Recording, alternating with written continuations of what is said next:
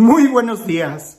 Como siempre es un gusto el poder escuchar la palabra de Dios, el poder meditarla, no solamente porque al escucharla nos llena de vida, nos llena de amor, nos llena de pasión, de energía, de esperanza, de fuerza para seguir luchando, sino que además la palabra de Dios en cierto momento se convierte como en un alimento, donde cuando la has estado leyendo asiduamente, te das cuenta que el día que no la lees, es como si algo faltara, como si no estuvieras completo, es como si ese día hubieras extrañado el saludo de un ser querido. ¿Te ha pasado que tienes a un ser querido, no sé, tu mamá o tu pareja, que la puedes ver todos los días y el día que ya no está porque salió de viaje, sientes que algo te falta? Así parece que también la palabra de Dios es. Y aún más, aún mucho más, porque eso es solamente hablar de un nivel muy superficial sobre nuestra relación con la palabra de Dios. Los santos padres describen la palabra de Dios como el medio en donde Dios se hace presente. Así, la palabra de Dios, leyéndola y meditándola, orándola, es como nosotros jaláramos de la vida espiritual la presencia de Dios para nuestro día. Yo lo he podido comprobar, sin ninguna duda. Cuando siento esa sequedad espiritual, acudo a la palabra de Dios y como martillo dejo que taladre o que golpee mi corazón hasta que lo amolde, hasta que pueda sentir la presencia del Eterno conmigo. Con mucha razón alguien una vez dijo que así como antiguamente cuando tú ibas a misa y te acercabas para recibir la comunión, y que todavía en muchos lugares se usa, el poner la patena, que era una especie de platito, para que no se cayera ninguna partícula de la Eucaristía, porque en la mínima partícula ahí está presente completamente Jesús. Una vez escuché a un sacerdote que dijo, así pareciese que también deberíamos de poner una patena en el lector cuando pasa a leer la Sagrada Escritura, porque a veces, estoy hablando de la proclamación de la palabra en la liturgia, que se tiene que hacer con solemnidad, porque a veces al leerla se brinca una coma, un punto y aparte, no hace la acentuación, no hace una exclamación, y por ahí se van partículas de la palabra de Dios. Y alguien le dijo, padre, pues no solamente a quien lee habría que ponerle una patena ahí, sino también a los que están escuchando habría que ponerle 2 patenas en las orejas, porque a veces entra y luego se sale y se olvida. Y con una actitud así tan superficial, tan casual, cuando escuchamos la palabra de Dios, especialmente en la asamblea, especialmente en la liturgia, pues claro que no va a dar frutos en nosotros. Me gusta mucho compartir la palabra de Dios aún en estos medios, que meditemos la palabra de Dios día y noche, en nuestras entradas y salidas, como dice el texto, en todo momento que su palabra esté en nuestro corazón, hasta en el celular. Pero en la Sagrada Eucaristía, en la asamblea, ocupa un lugar muy importante. ¿Cuántas veces nosotros no hemos preguntado, ¿qué tengo que hacer para entender la palabra de Dios? ¿Qué tengo que hacer para que se conserve en mi corazón? ¿Y qué tengo que hacer para que dé fruto? La respuesta es volver a la palabra de Dios una y otra vez, tenerla en nuestro corazón. Esta parábola es muy importante porque nosotros a veces nos encontramos en esa categoría de que escuchamos y no entendemos, de que por más que vemos, no vemos.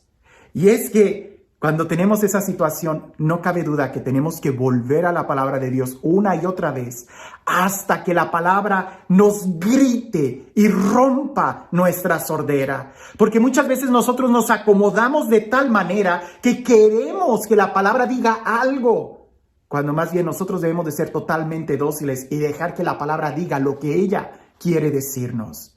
Por eso muchas veces estamos con esa actitud de sordera, de no entender, porque tenemos nosotros que dejar que la palabra entre y entre y entre y entre. Tenemos que rumiarla, tenemos que hacer un esfuerzo. Si no, pues ¿de qué se va a tratar? No se trata de enlistarnos en un partido político, por decirlo de alguna forma, ¿no? En algún meeting, de alguna manera exterior, de que nos convenzcan de que, sí, esta es una verdad o esta es la mejor forma de vivir. No, la palabra de Dios está mucho más allá de simplemente mostrarnos una cultura. Es palabra de Dios, es alimento y nos debe de confrontar. Por eso nosotros tenemos que hacer el esfuerzo de poder recibir o de dejar que la palabra entre a nuestro corazón. Esta parábola es muy buena porque incluso Jesús la explica. Y aunque es muy sencilla, habla de 4 tipos de terrenos. Y hay que describir y descubrir cuál es el nuestro. Nuestro corazón es ese terreno. El primero es aquel que la palabra cae como en el camino, vienen las aves y se la comen. Jesús explica. Es aquellos que escuchan la palabra, pero se les olvida, que la oyen, ni siquiera le prestan atención. Y dice que es el diablo el que viene y se la quita. Y ojo con esto, porque es verdad que el diablo nos va a distraer. Cuando tú estás en misa y vas a escuchar la palabra de Dios, no falte que ahí pase una mosca, que un niño grite, que alguien llegue tarde y te diga con permiso, y ya te distrajo. Ahí pudiéramos decir que es el diablo, una distracción, pero es solamente una característica. Hay otras distracciones que ya no dependen del diablo, sino más bien de nuestra falta de conciencia en el momento de hacer que la palabra se cultive en nuestro corazón. En la primera podemos culpar al diablo. ¿Qué es lo que tienes que hacer? Pues prestar más atención, que no te arrebate, que no te distraigan de ese momento en el que vas a escuchar la palabra de Dios, poner todo tu interés. Pero la segunda tierra o la segunda característica son aquellos que prestan atención a la palabra. No lo sé. Quizás en algún retiro, en alguna predicación bien fuerte que te anima, pero inmediatamente cuando vienen las pruebas, cuando vienen las tentaciones, cuando viene el calor del día, se te olvida. ¿Por qué? Porque simplemente la recibiste con alegría y sin compromiso. Hay que emocionarnos cuando recibimos la palabra. Hay que emocionarnos con las cosas de Dios. Pero no hay que dejar todo solamente en un nivel de emoción. Hay que comprometernos, porque si no nos comprometemos con la palabra que recibimos por aquel momento de mucha alegría, pues cuando vengan las pruebas, simplemente vamos a dejar que la palabra se agote, se extinga, se seque, porque no ha hecho raíces. Y ahí no hay que echarle la culpa al diablo. Ahí es nuestra falta de compromiso. Palabra que a muchos le tienen miedo. Pero el tercer terreno es aquellos que reciben la palabra y tratan de comprometerse con la palabra, ¿verdad? Tratan de escucharla, de ser asiduos, pero al mismo tiempo que reciben la palabra, también reciben muchas otras cosas. Reciben el afán del dinero, el afán de las riquezas. También reciben muchos placeres. Y así como se preocupan por escuchar la palabra con un oído, pudiéramos decir que el otro oído, también tratan de escuchar las tentaciones de este mundo. Y si se trata de hacer una competencia entre estar recibiendo la tentación y al mismo tiempo querer recibir la palabra de Dios, créeme, vamos a terminar eligiendo lo peor. No se puede servir a 2 señores, porque al más importante se le va a terminar despreciando. Si tú pones en la misma mesa, pudiéramos decir, la palabra de Dios, un manjar, contra chatarra, que son las tentaciones, terminas despreciando el manjar. ¿Cómo pretendes servir y prestar atención a la palabra de Dios al mismo tiempo que le quieres prestar atención a las tentaciones, a las seducciones, a las preocupaciones del dinero? Terminarás dividiendo tu corazón y al dividir tu corazón no se lo das completo a la palabra y al no dárselo completo a la palabra terminas eligiendo mal.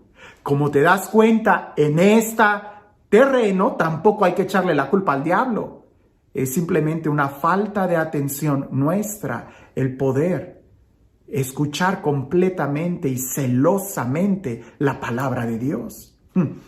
Y el cuarto terreno es aquel que es bueno. Y vienen algunas características que el Evangelio menciona. Los que escuchan, los que conservan la palabra en un corazón bueno y bien dispuesto.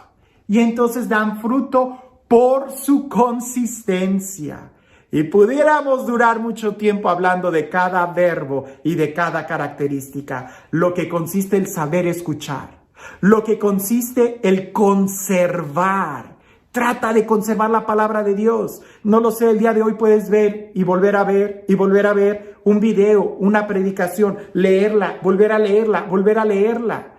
Cuando yo estaba en el grupo de jóvenes de adolescentes, nos pedían que incluso en la mañana leyéramos el Evangelio del día y agarráramos una frase que nos gustara y que tratáramos de memorizarla o pegarla en una de esas post-its en nuestro cuaderno, que la escribiéramos en la primer línea de cada página de la libreta que llevábamos en la escuela para que no se nos olvidara. Es nuestra responsabilidad el conservarla. Nadie lo va a hacer por ti. Tú lo tienes que hacer, conservar, tener un corazón bueno, no dividido, no tratar de al mismo tiempo escribir ese texto bíblico y estar viendo material o estar leyendo material que va en contra de la palabra de Dios. Eso no se puede, va a terminar extinguiendo lo que es algo bueno. Y tener un corazón bien dispuesto. No tuerzas la palabra de Dios. Deja que te diga lo que te tenga que decir. Va a haber momentos en donde nos va a regañar. Va a haber momentos en donde vamos a llorar y vamos a derramar lágrimas si en realidad dejamos que Él nos hable. Hay que tener un corazón bien dispuesto y entonces va a dar fruto. Pero no va a dar fruto por una sola vez que la hayas leído. El texto dice, por su consistencia. Y consistencia significa permanecer, perseverar día con día, día con día. No de vez en cuando, sino todos los días. Ser consistentes. Daremos fruto. Y te darás cuenta que, como dice San Pablo, es una espada de doble filo para defendernos, pero también es alimento. Es miel, es luz, es sabiduría, es vida, es consuelo, es fuerza, es presencia de Dios. ¿Cómo podemos saber todo esto? Atrévete, haz la prueba y verás qué bueno es el Señor. Y este Dios que se nos da en su palabra, el Dios que nos habla, el Dios que nos cuida, el Dios que nos acompaña, el Dios que incluso habla nuestro propio idioma, que sea Él quien el día de hoy nos bendiga, en el nombre del Padre, del Hijo y del Espíritu Santo. Cuentan por ahí que había un monje, un novicio que acababa de entrar al monasterio y continuamente le preguntaba al abad, al Padre Superior: Padre, dígame, ¿cómo puedo experimentar la presencia de Dios? ¿Cómo puedo crecer en mi vida espiritual? Y el abad lo ignoraba. Y aquel monjecillo iba y le volvía a decir y le volvía a insistir: Padre, por favor, dígame, ¿cómo puedo entrar a la presencia de Dios? ¿Cómo puedo entrar Y el abad lo ignoraba. Un hombre solemne. Hasta que un día fueron a bañarse al río. En aquel entonces no había todavía regaderas. Fueron a bañarse al río. Y el abad se acercó a aquel monje y por la parte de atrás lo tomó de los hombros y lo sumergió en el agua. Y lo dejó ahí mucho tiempo hasta que el hombre, aquel estaba metiendo manotazos. Y ya cuando se estaba haciendo los manotazos más débiles porque ya le faltaba oxígeno, el abad lo saca del agua y lo lleva a la orilla.